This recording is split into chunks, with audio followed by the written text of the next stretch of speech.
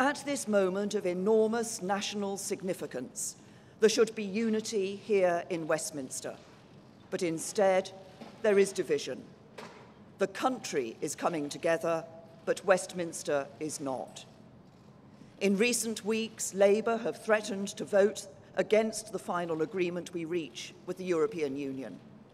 The Liberal Democrats have said they want to grind the business of government to a standstill. The Scottish National Party say they will vote against the legislation that formally repeals Britain's membership of the European Union.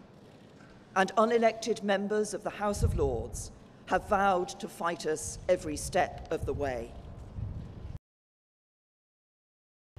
Our opponents believe, because the government's majority is so small, that our resolve will weaken and that they can force us to change course. They are wrong. They underestimate our determination to get the job done.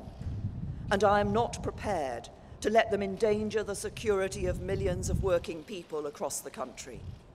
Because what they are doing jeopardises the work we must do to prepare for Brexit at home. And it weakens the government's negotiating position in Europe.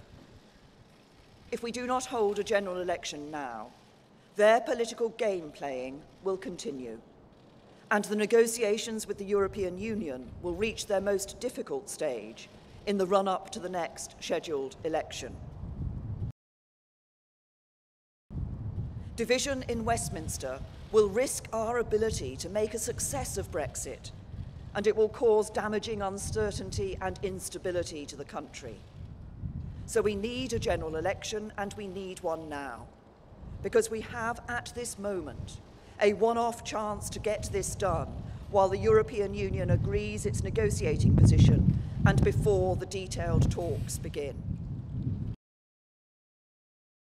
I have only recently and reluctantly come to this conclusion.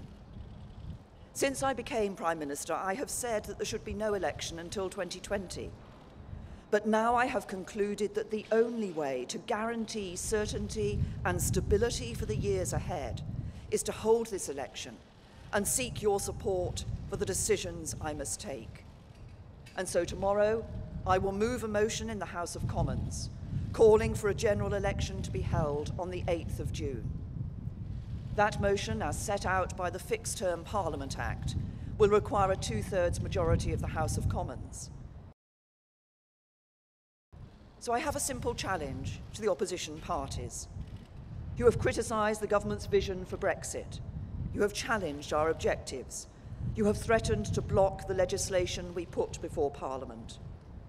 This is your moment to show you mean it, to show you are not opposing the government for the sake of it, to show that you do not treat politics as a game. Let us tomorrow vote for an election. Let us put forward our plans for Brexit and our alternative programmes for government, and then let the people decide. And the decision facing the country will be all about leadership. It will be a choice between strong and stable leadership in the national interest, with me as your Prime Minister, or weak and unstable coalition government led by Jeremy Corbyn, propped up by the Liberal Democrats who want to reopen the divisions of the referendum, and Nicola Sturgeon and the SNP.